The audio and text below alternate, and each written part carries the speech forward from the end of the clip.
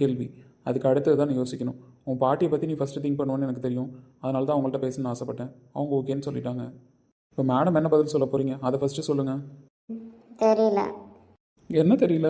எழுத்தப்போ இவ்வளோ பெரிய உருவம் உட்காந்துருக்கேன் தெரியலையா? என் கண்ணுக்கு ஒரு குழந்தை நிற்கிற மாதிரி தான் தெரியுது. என்ன? என்ன என்ன தங்கம் பாவம் போல இருக்க தெரியுமா பார்க்க? இந்த கொஞ்சம் வெள்ளம் வச்சுக்காதீங்க. ஏன் தங்கத்தை நான் கொஞ்சம் வேற யார் கொஞ்சுவாங்க? பாட்டியே க்ரீன் சிக்னல் கொடுத்துட்டாங்க.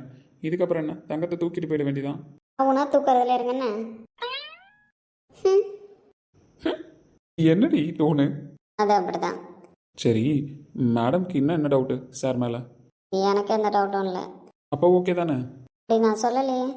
அப்புறம் நான் கொஞ்ச நேரம் என்னாச்சுமா? ஒன்றும் இல்லை. நான் கொஞ்ச நேரம் மடியில் படுத்துக்கிறேன். ம், படுத்துக்கோ. இப்பயும் நான் சொல்கிறேன், உனக்கு எல்லாமாவும் நான் இருப்பேன். எந்த பயமும் உனக்கு வேணாம்.